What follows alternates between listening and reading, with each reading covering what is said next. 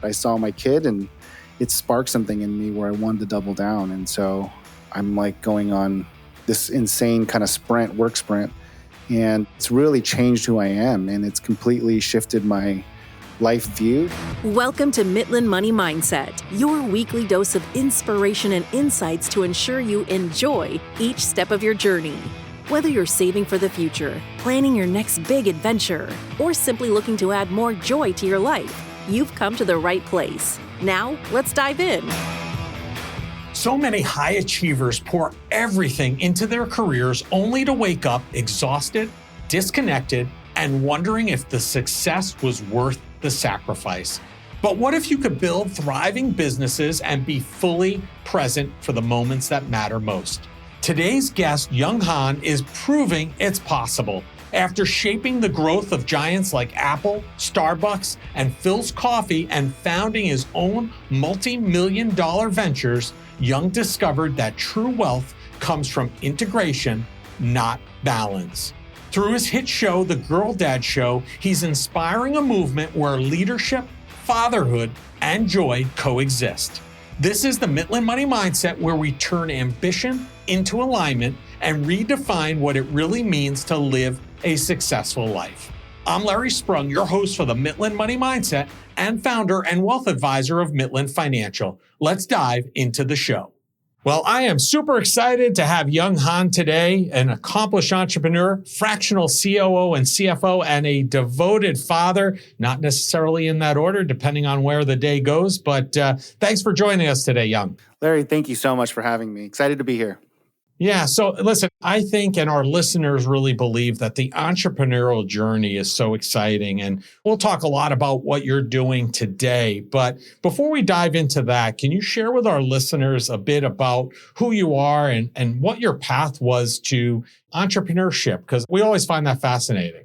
Yeah. So at the core, I do fractional finance and operations for companies that need to basically punch above their weight class. And so what we're finding is that you can hire someone that has a lot of depth of experience for a fractional cost where you might not be able to afford a full-time CFO or CO with a lot of experience and bench strength.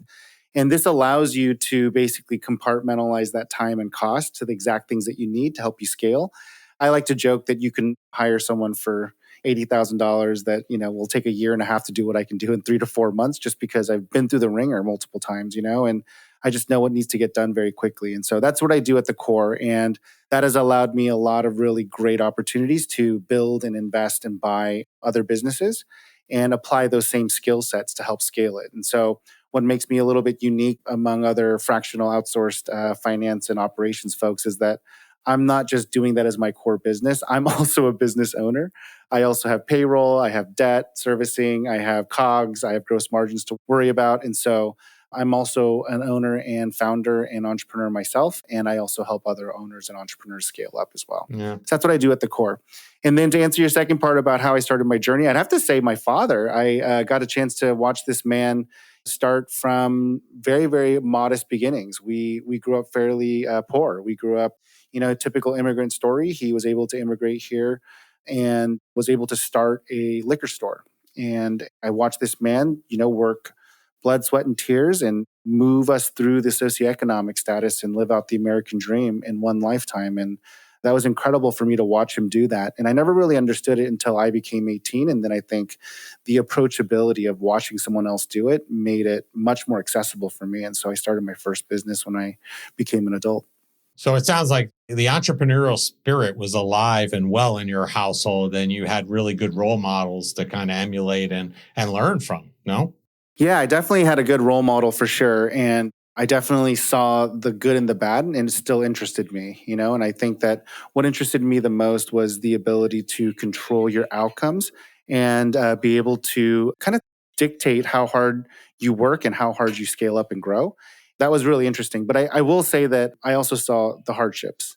It was not something that was easy for my father to do as well. It wasn't like you just put in more hours and you got more money. There was a lot of luck, a lot of skill, a lot of things that you had to see, and you got to see the ups and downs of being an entrepreneur. And so I definitely was more exposed to it than my peers, for sure. Yeah. And like they say, you got to see both what was above the water and what was below the water with regard to the iceberg. So that's, which Yeah, many people don't get that ability to see that sometimes and think absolutely. it's all above the water and, then it's Absolutely. all good. So let's shift for a second to when you became a dad, Mhm. because you talk about you felt a huge shift in your identity and that what mattered to you really transformed. Can you share a little bit about that? I find that, being a parent is very, very time consuming, and building a business is also very time consuming. So it's really hard to do both well. But I will say that it seems like people, have kind of like a twofold. They either slow down so they can focus more on a balanced life and being able to be more present for their kids, or they double down and try to like go even harder. And I think I'm nothing special in the sense that I saw my kid and it sparked something in me where I wanted to double down. And so I'm like going on this insane kind of work sprint. It's really changed who I am, and it's completely shifted my life view. And if you had met me even 5 years ago, I'd be almost a completely different person.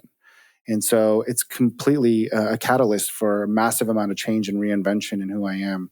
It also didn't help that I was turned 40. So I also had a midlife crisis at the same time. So a lot of things were happening all at once. But yeah, I was a new dad. I turned 40 and I just had this massive catalyst of changes that I wanted to spark. And I decided to move my family from, San Francisco to a small town America where, we live in the country and my kids are growing up in a much slower pace and I'm building more service businesses than going down the venture VC route, scaling hypergrowth companies. Right. Yeah. I think it's interesting because a lot of people talk about these things and, Mm. reevaluating things when they become a father and Mm-hmm. change, and maybe even when they're 40, having that midlife crisis and reflection Mm-hmm. on who they are. But I think that for as many people who go through that process, I think you did something interesting, which is you took action on that. And I feel like a lot of people go through that process, but a lot of times don't take really any meaningful action in the direction that they reflect on. So, I mean, what was like the aha moment for you that pushed you really to make that change? And, Yeah. was it as simple as what you just discussed, or was there more to it? No, I'm going to be very vulnerable here. So I apologize if I, Well, we appreciate it. yeah, if I frustrate people with this commentary, but I will say that I felt very blessed, right? I felt very fortunate that I had a lifestyle and enough job experience where I felt very confident that if I lost my job or if I failed a business or I failed to do something, my rock bottom was so high because I had a network and a core set of competencies that I had developed through being in Silicon Valley and scaling all these hypergrowth startups, raising this venture funding and just doing a lot of unique things that I had competencies and network. So worst case scenario is that it would take me 4, maybe 6 weeks to find a very high paying job. I mean, that's a very high rock bottom in my Right. mind. And the justification and the sales pitch I gave my wife was, we need to go do something with this privilege, because not everyone has this privilege to be, a vice president or COO of a high growth tech company. And we need to go try to do something more with our lives, because think about all the Americans that don't have that privilege. And so that sales pitch worked. And I convinced her to pack up our stuff and caravan to small town Texas, where we live now, and lower our cost of living drastically. And so we lowered our cost of living drastically. And then I started focusing on building my income as high as I could to create a delta so I could start investing. But the idea behind this was really around just doing something more than I had, because I could always go back to that if I failed. And so the idea behind it was really around financial freedom. And so I could, and it's kind of funny that we're on this podcast about financial planning, but I was talking to my financial advisor and he was mapping out my career path. You're making good money, you can set this much aside and do that thing. And I'm like, okay, that makes sense. It's a good life. And it's like probably what every American does. And you go through this. And I just said, what would it cost if I paused that for 5 years and went ham and try to go build a lot of cash flowing assets and then came back to it? And we did the math and the forecast, and it was impactful, right? But it's less impactful than if you started financially saving, when you're in 20s and 30s, because I'm, pushing 45 now. And so I talked to my wife and said, hey, let's throw the kitchen sink at this. Let's go try to build as many cash flowing assets as possible. And then we can jump that up and then try to create financial freedom for ourselves and try to semi-retire early. That was the goal. Yeah. Yep. And spend more time with our kids.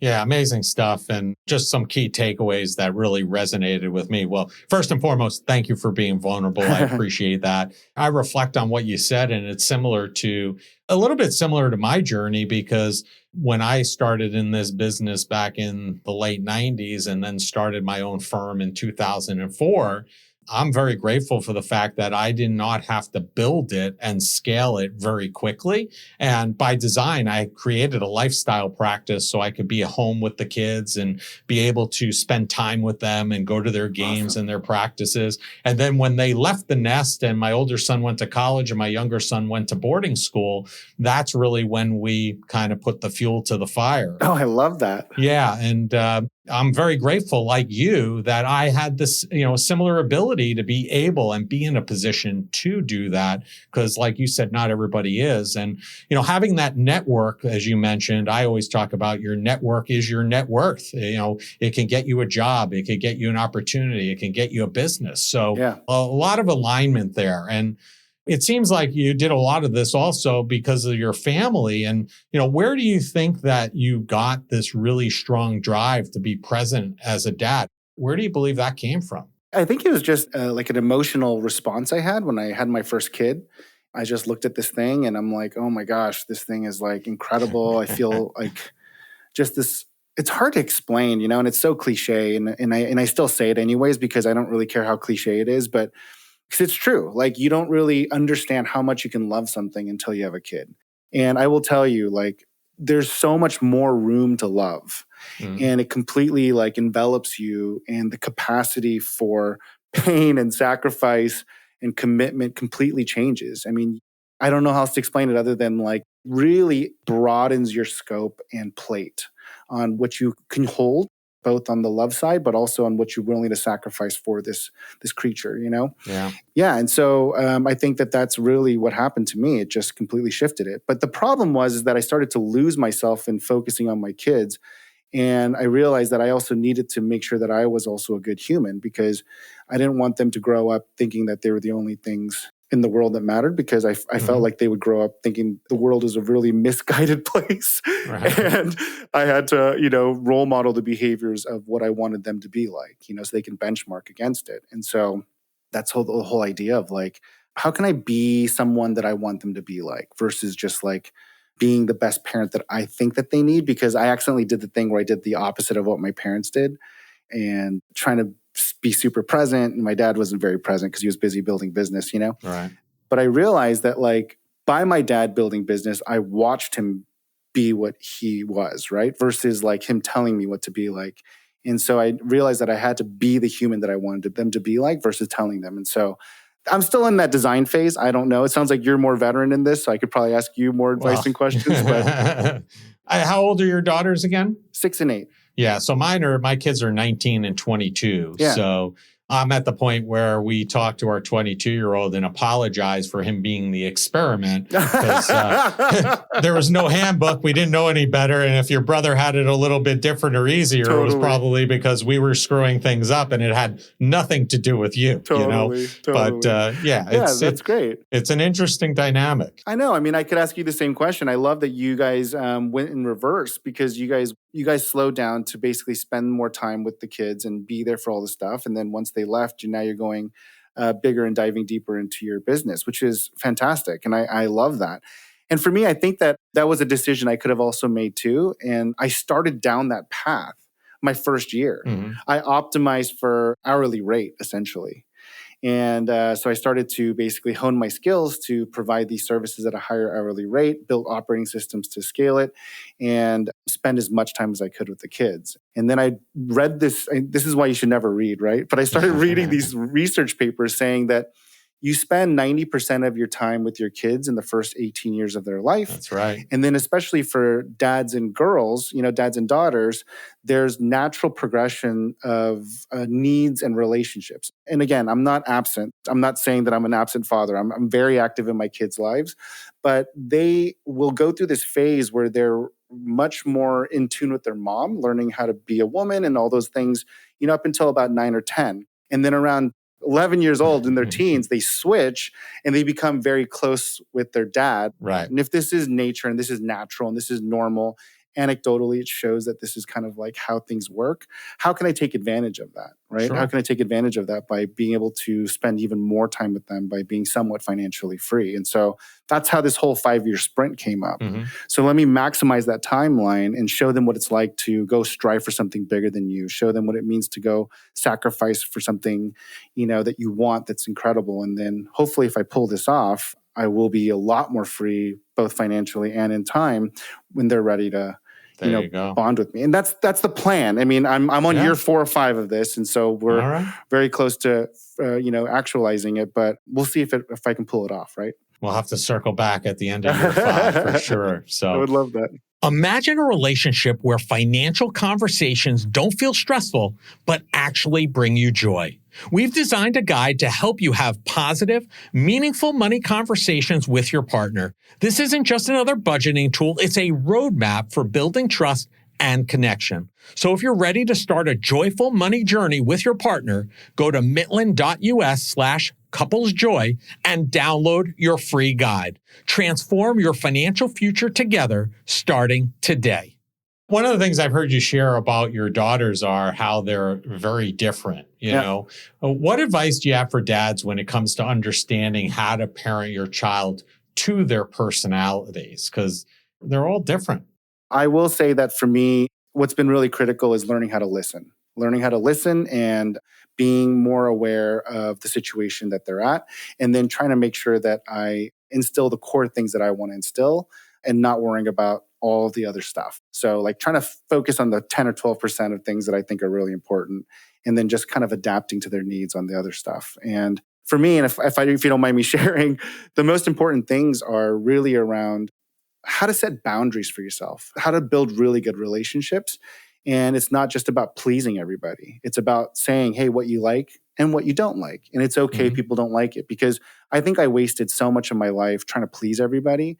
And now that I'm like older and wiser, I just kind of do what I want to do. And people that don't like it naturally fall away.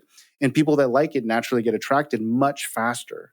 So it's a much more effective way to, find your place, find your community, find your clan. But it's also a much faster way to grow your business.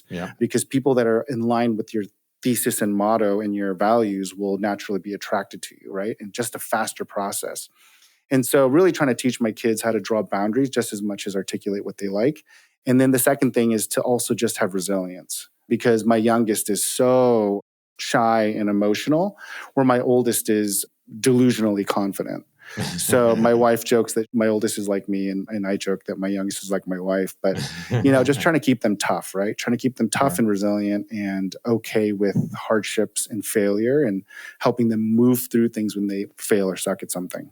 At the end of the day, you're going to have to launch them out in the world, and they're going to have to handle disappointment and challenges all the time. So you just make them better for it. Now, one of the things you mentioned earlier was community, right? And I think that's so important. And you talk about the power of being a dad, and the level of love and connection you speak about, I think, is something that not a lot of men really talk about that often. And I myself found a community of dads open up about the power of fatherhood with a group called Rebel Dads, stands for Resilient Entrepreneur Balanced Leaders, Dads. What do you think allowed you to So funny. I just met with Adam and Derek literally last week. Oh, that's so funny. Small world. You should be a rebel dad. You really should. I just found out about him last week. I'm going to have him on the podcast, the Girl Dad Show, and I'm going to try to go to the Necker Island retreat. I'm talking to my wife about it as we speak. But yeah, that's so funny. What a small world. I just got connected with them last week. That's awesome. Well, hopefully I'll meet you in January. I'll see you there, because my wife and I are going for our second time. It was that good, Yeah. And I think you'd be perfect for our group. What do you think allowed you to shut off the norms and block them out and kind of open up about these things and your emotions when you became a dad? I think that it just became natural for me. I've always kind of been a learner and very open to adapting and trying things, but I think it happened very organically for me, and I'm still learning, right? I mean, I think that my mentor said the funniest thing to me, because recently, a couple of years ago, I approached him and said, hey, Tony, I think I'm a grown up now because I just don't care what people think about me. I'm in a state where I just like want to do what I want to do. If you don't like it, it's okay. And I just move forward. I think I'm a grown up now. And he's like, no, you're not a grown up. You're a grown up when you realize no one ever cared about you to begin with. You should just do what makes you happy and live your life. Right. Everyone's too busy. Don't worry about it. Just live your life and be happy. And I think that was really powerful for me. And it really increased the velocity towards this kind of transition into just being more open and transparent about who I am and what I want and what I feel. And part of that is just being a great dad for me. I think it's really, really important. I want to do the best job I can at it because it's one of the most important things to me in my life right now.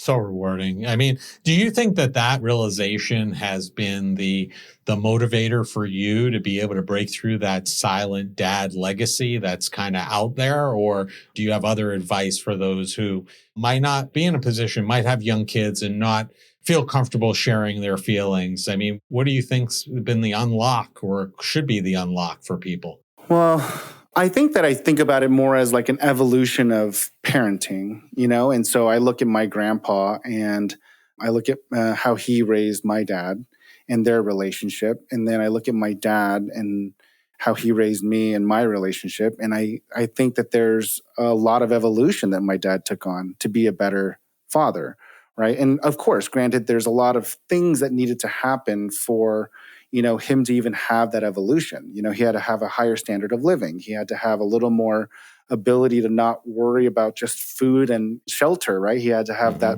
the Pavlov needs covered. Maslow's hierarchy. Yeah. Oh, sorry. Maslow. Sorry. Thank you. We talk about that in the financial world as well. Like if you don't have the baseline financial needs, it's hard to start thinking about college savings and building businesses and things like that. Exactly. And so I think my dad was able to provide that for me at a much higher level, right? So he gave me a better jumpstart to go do that.